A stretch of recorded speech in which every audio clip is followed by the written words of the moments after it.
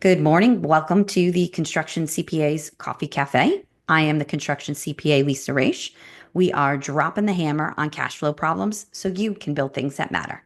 Our topic this week is going to be related to tax. So, we're going to talk about understanding your business tax deductions, what you can and what you cannot write off. All right. So, let's get started. So, what are we going to talk about? Again, we're going to be talking about business tax deductions today. So ultimately, what are we looking to do? We want to help you reduce your taxable income, right?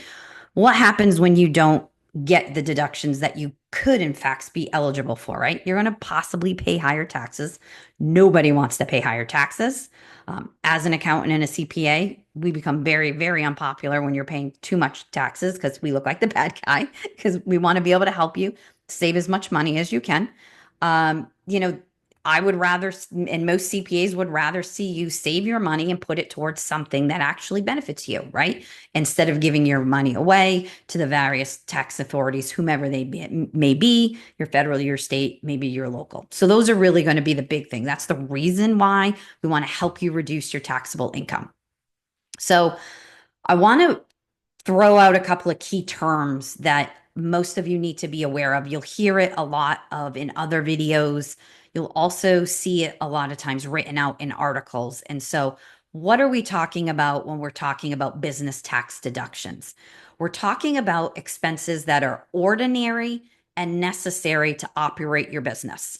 That term, ordinary and necessary, is key and is very important when you are determining if your expenses are in fact deductible for your business. That terminology you're going to see across the board. Very much, even on irs.gov, you're going to see that ordinary and necessary come in over and over again, right? So is it ordinary for your business and is it necessary for your business? Again, what we're looking to do, we want to reduce your taxable income, right? We want to bring the overall taxable number down. So we want to take the ordinary and necessary expenses that are necessary for doing business in your industry to get that taxable number down. Now, the one thing that I do want to talk about, and I want to kind of differentiate right here, is we're talking about business deductions. Sometimes the word deduction and credit are kind of used interchangeably, and they are not the same thing. So from a tax perspective, they're two very different things.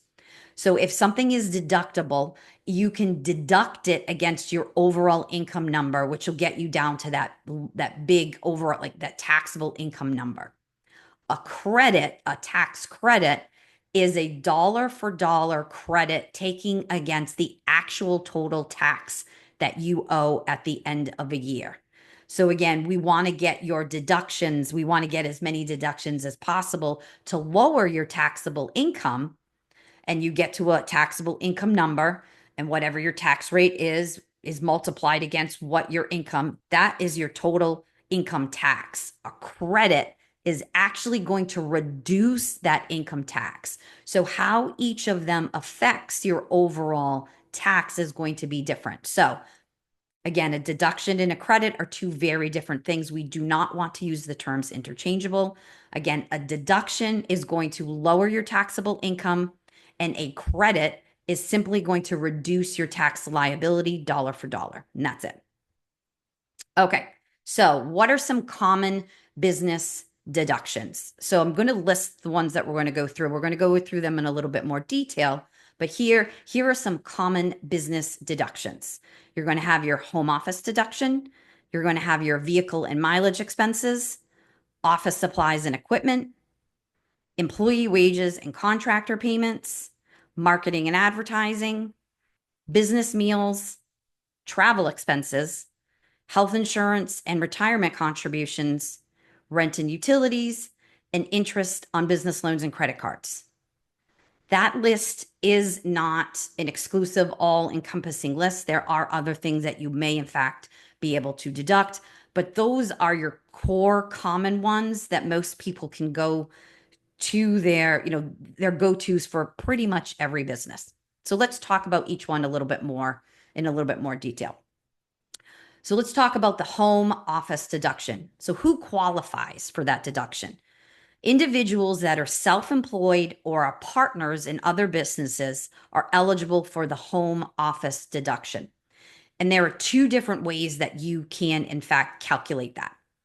There is a simplified method where you basically are taking the square footage of your space that you are operating your business in, and it's multiplied by a factor approved by the IRS, and that gets you your deduction for the use of your home office. Now, the actual expense method is just as it says. You are actually taking all of the expenses associated with maintaining your office in there and building out a calculation. So, for example, let's just use business use of your home, and you own your home. It comes down to the full square footage of your home versus the actual square footage of your office, and you're allowed to take percentages of all of the expenses associated with maintaining that office, all the way down to what's your mortgage, what's your interest expense on your mortgage, what percentage of that is related to your office. So if your office is 6% of the overall square footage in your home, you're getting to take that actual 6% of that mortgage interest. It is a very detailed calculation. It requires you to keep very detailed records. And in some cases, if your spaces are, again, smaller office spaces, in many cases, it is in fact simpler to use the simplified method. The actual method requires you to maintain a lot of documentation and keep that detailed so that you can give that information back to your CPA in order to calculate it. I personally find the actual expense to be too cumbersome for the average client. It's just too much information that they need to maintain. We typically, in our firm, use the simplified method. It is a lot easier and we get very close. The client really isn't losing that much dollar for dollar. So it is easier. Again, one will probably gauge you a little bit larger of an expense, but one versus the other, the actual requires you to maintain a lot more information and being accurate with that documentation. So again, simplified method for a lot of people really works out best. Next is going to be your vehicle expenses as well as mileage, right? So, what can you deduct with your vehicle expense? You can deduct when you are, in fact, using the vehicle, the cost of gas. In some cases, if the vehicle is exclusively for business, the insurance used on that. If you have borrowed to purchase that vehicle, it'll be the interest expense on that vehicle. Again, kind of like the home office deduction, this deduction can be very detailed, right? You're keeping a lot of detailed information. So, should you use the standard deduction, or should you use a standard mileage deduction, or use an actual expense? In some cases, again, each one is going to require a layer of work. So when you are tracking your mileage, you in fact need to track your mileage that you're driving for your business throughout the year. There are a number of apps that do that now. You could even down to keeping it in a little notebook, whatever works for you, but you want to track and you're required to track and document that mileage. Both of them require a level of tracking and documenting. And that's the thing you have to remember. It's your responsibility as the business owner to retain this information, right? You're tracking your own mileage. You're tracking your actual expenses. You're maintaining this and keeping this documentation. There are benefits to using each one. Again, a lot of times tracking your mileage will warrant you a close to, if not equal to, deduction if you're using the actual. The difference is you're only tracking your mileage and you're calculating the total miles driven for business by a IRS regulated amount on an annual basis. So again, when it comes to some of our clients are far more detailed than others. So tracking actual expenses may be more of a challenge. It may be easy for us to help the client actually track their mileage for the year. And for example, if it is a strictly business vehicle, tracking the mileage at the beginning of the year versus the end of the year and doing a calculation on their mileage that way. So again, you're allowed a deduction for your vehicle expenses or for your mileage, but each one requires, as anything else, your responsibility as a business owner to, in fact, maintain that information yourself and track it and document it and keep it on hand. Should you ever be audited down the road, you need to be able to prove this information. Office supplies and equipment. Again, most of us in any kind of business now, we're using computers. You may still have printers in your office. We've gone entirely paperless. That doesn't mean the rest of the world is not. So the use of those printers, the ink, the paper, those things, the softwares that you're using in your business, more of us are tech driven now. We're using more software. So that tends to be a very large number as well now. I know for us, we spend a significant amount on software. We're using softwares and technology throughout this business. So again, it could be a quite sizable number for the average business on an average year.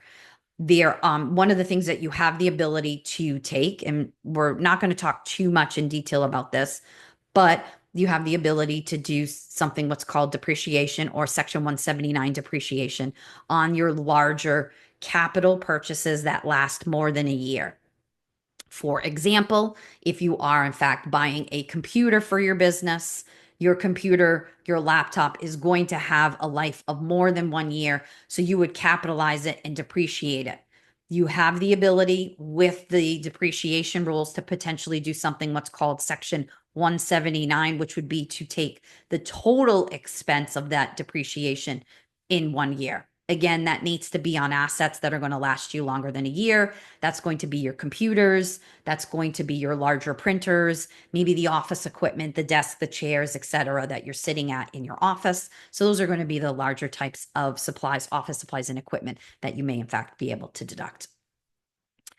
So let's talk a little bit about employee wages and contractor payments, big dollar expense in any and every business.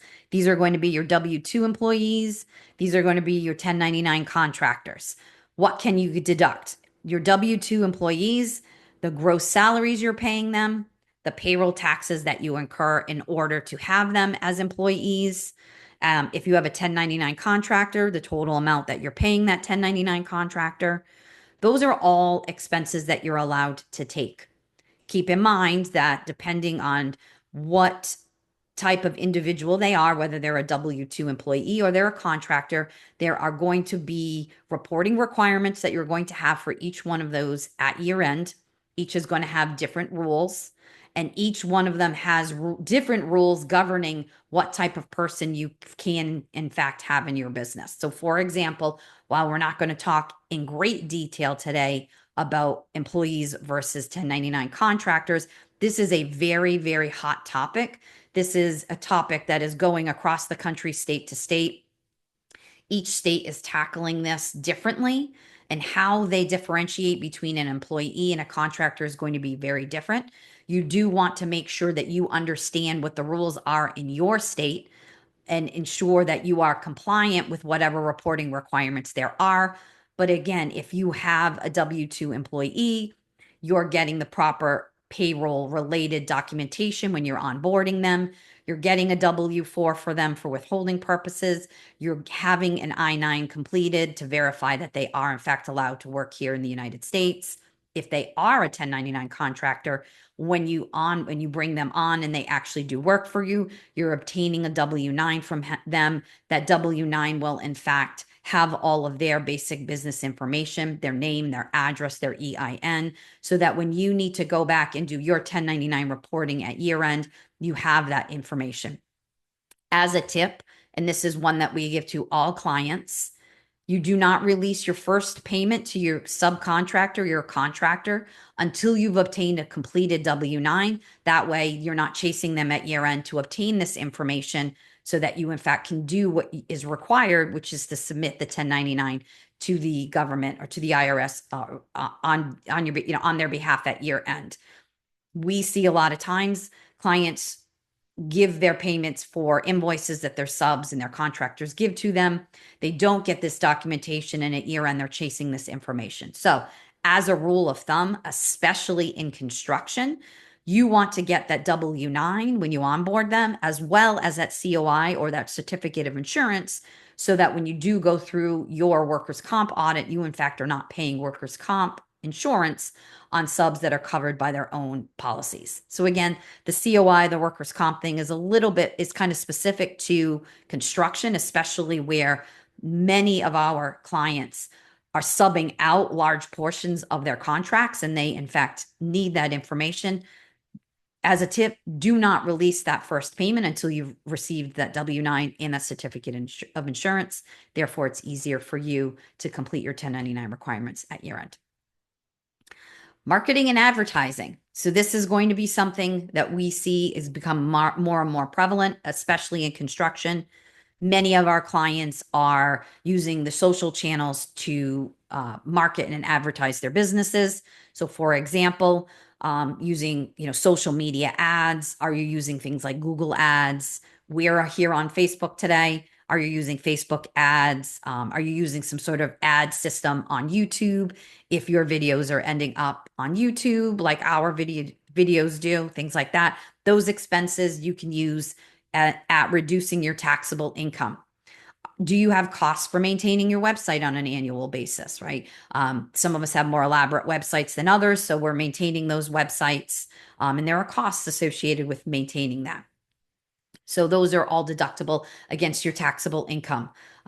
There are some, especially in construction, some of our clients still have actual physical business cards, right? You think it's silly, but they still have those business cards. Many of them now have a QR code on them so that their clients can, in fact, follow the QR code and be able to contact them and connect with them and get them to provide a bid on whatever, or a quote on whatever project that they're working on. So again, those types of things are you are able to deduct against your taxable income. Networking events, right? Some of us still go to local networking events where we meet with other local individuals. We tend to see this with our clients because our clients are your local construction companies, your local renovation companies. So they're going out to networking events. They're meeting with others and, looking to build their businesses that way. They might be advertising. One thing we see a lot of is our clients are possibly advertising at the local Little League ball field. They may have some advertising up there, or maybe they are sponsoring the advertise, and so their name's going on the back of the kids' jerseys, right? That's all, advertising, marketing, networking expenses. Those are all deductible for against the taxable income that you may incur for your business. So we're looking to help you get that taxable income number down. Business meals. This can be a tricky one, and you want to make sure that you understand the rules around business meals. So when is it deductible? It's deductible if you're taking out a client, if you're traveling, if say you're sponsoring that networking event, right? You're allowed to deduct those expenses. So it used to be called like business meals, and we used to say business meals and entertainment.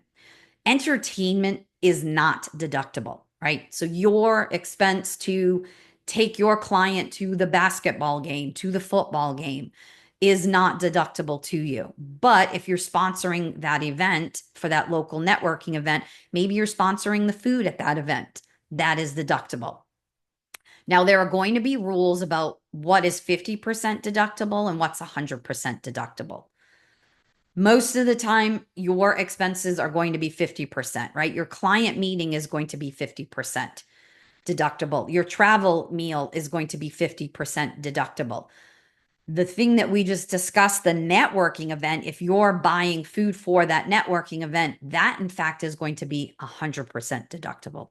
So there are rules and intricacies that you need to understand about the 50% versus 100% rule. So you want to look to your tax preparer or your CPA to help you determine the difference between the two. There are some that are fully deductible, but you have to be very clear as to what they were used for. Most of the time, rule of thumb is most meals expenses are simply only going to be 50% deductible. So travel expenses, this can be a fun one as well. Taking your family on a family vacation is not going to be deductible to your business. What is deductible is you're going to a conference. You're going to a conference and you're flying to that conference. You're staying at a hotel for that conference. You're renting a car, etc.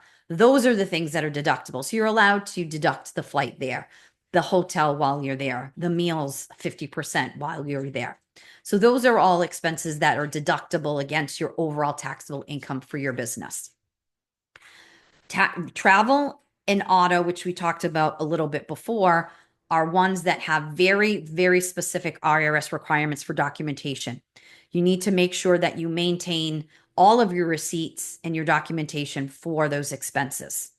For example, credit card statements do not qualify as a piece of documentation to support a deduction. It's the actual invoice that qualifies, the actual receipt, the actual hotel receipt, the actual restaurant receipt, the actual invoice or the receipt, the email that you receive from the airline when you actually get, when you actually, yeah, I get a little tongue tied this morning. When you get, when you're booking, right? That's your documentation, not the expense for, delta.com on your Amex statement. It's the actual invoice or email printout from Delta stating that you booked a flight here to go to this conference and this was the dollar amount. So again, there are very strict documentation requirements related to travel. You want to make sure that you maintain those appropriately.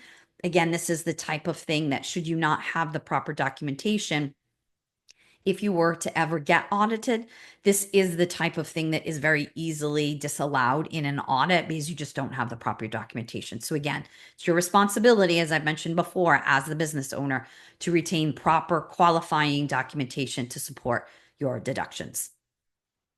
Health insurance and retirement contributions. So what does that mean for you as a business owner? So if you are self-employed, you can take your self-employed health insurance as a deduction against your taxable income. Health insurance, unfortunately, has gotten quite expensive in this country, so that can be a very large deduction for you to help you reduce your overall taxable income. As a business owner, you have the ability to contribute to your retirement. There are a number of options related to retirement that you, in fact, could use. We've talked about that before here. On a very high level, we're not going to dig into what each one of them are or what the requirements are or what you can deduct. But keep in mind, there are things like SEP IRAs. There are simple IRAs. You could have a 401k. You could have a traditional 401k, a Roth 401k. You could have a solo 401k. There are a number of different options available.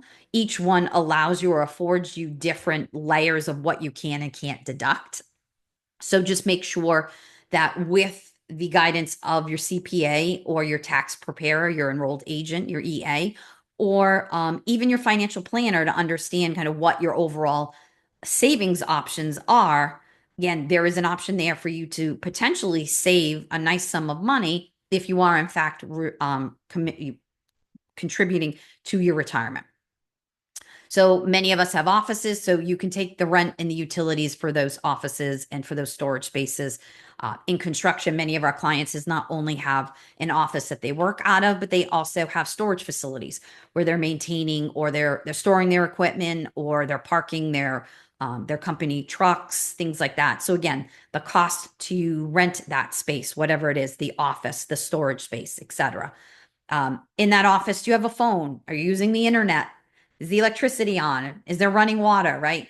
If it's all business related, all of those things are deductible against your overall taxable income for your business. So again, here's an opportunity for you to further reduce your taxable income with the cost of actually maintaining the facility that you and your business are operating out of. One of the last ones, and again, this list is not all inclusive of all the deductions, but one of the last kind of major one that most people have the ability to use when they're kind of going to their little toolkit of what to deduct is business interest on your business loans or even on your credit cards. So the interest is deductible when you have borrowed money to advance or to utilize within your business. So if you have a line of credit for your business, the interest expense on that line of credit that you're using to help with operational costs while you're waiting for that next big invoice to come in. We see that all the time in construction. Unfortunately, times to get paid are taking far longer than when their actual subs need to get paid. So there typically is a stretch of period in between. Clients need to be able to cover operating costs while they're waiting for that next big invoice to come in. So they're borrowing on their lines of credit. The interest is deductible on that line of credit. If you're using credit cards can get quite expensive. So I would be careful when you use a credit card versus a line of credit. But again, The expense that you incur on the credit cards can be taken as a deductible business expense. Again, the overall credit card interest needs to be purchases for your business, not necessarily your personal. So you want to make sure that you're not commingling your business and your personal expenses on a business credit card, that you're using a credit card, if that's the case, simply just for business. So let's talk a little bit about what is not deductible. So what's not deductible for your business? So the first, personal expenses, fines and penalties, political contribution and lobbying expenses, and commuting costs to and from work. So let's talk a little bit more in detail about those. So we just talked about personal expenses, right? So it's your personal expenses, your expenses to actually run your home are not deductible in your business. What could potentially be deductible is maybe if there's a portion of a personal expense that is in fact business related, you could deduct that portion of it. But your actual personal expenses, that expense for you to, again, run your household, you're buying groceries in your household, whatever your kids' expenses are in order, in your household, those are not deductible to your business. Fines and penalties. So let's just say that you got into a little bit of issue, maybe you didn't have all of the dollars that you needed owed to the service for IRS or the IRS or to the state for what you owed them for a year. And now you're incurring penalties and interest on what you owed them. Now, the interest portion is deductible to you, but the actual penalties associated with underpaying or late paying are not deductible to your business.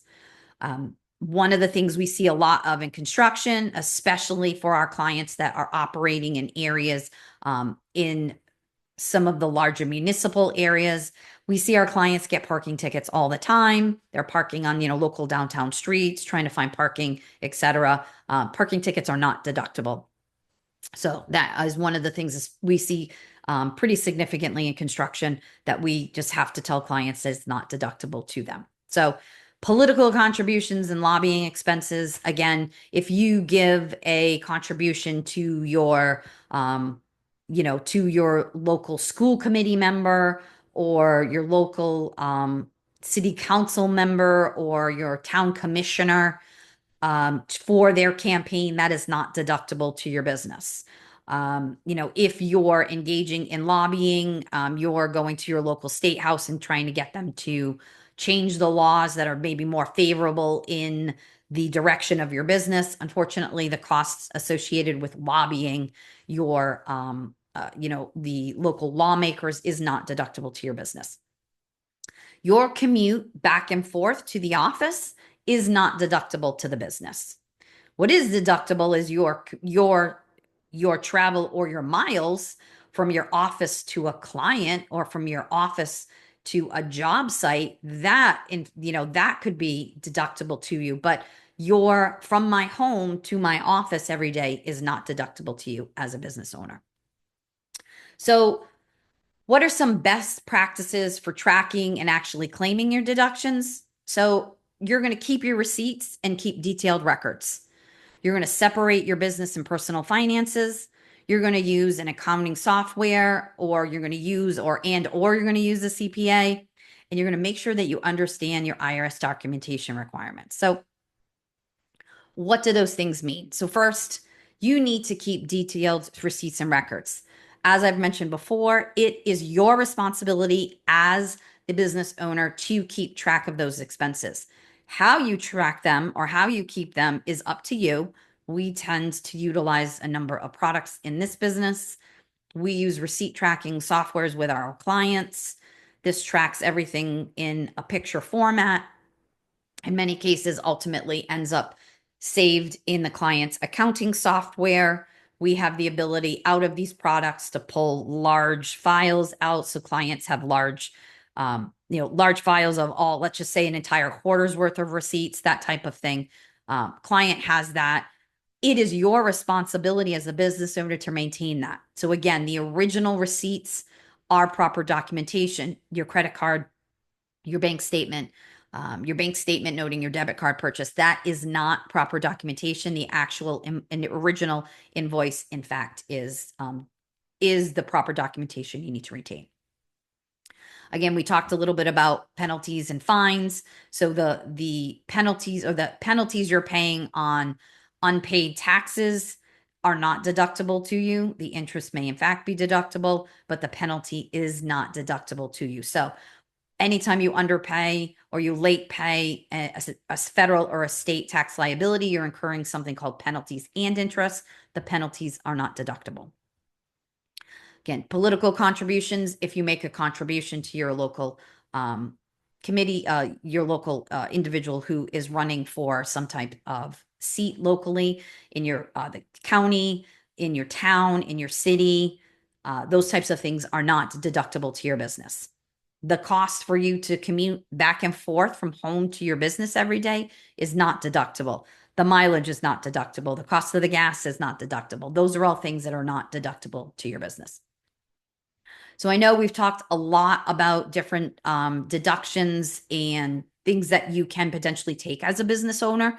As I mentioned earlier, they're not all inclusive. There are going to be other things that you may, in fact, be eligible for. Those are the types of things that make are great questions to ask your local CPA or your local enrolled agent that you're working with to determine if there are other things that you can, in fact, deduct in your business. But the list that we went through today really is a good place to start. That's the first place that we ask clients. Those are the big categories that we're asking clients as to whether or not like they've had those types of expenses. So it's a great place to start to build out all of the lists of the things that you may in fact be deductible to you to help you ultimately reduce your taxable income in your business. So as always, we always look forward to hearing from you. If you have any questions, please feel free to drop it in the chat.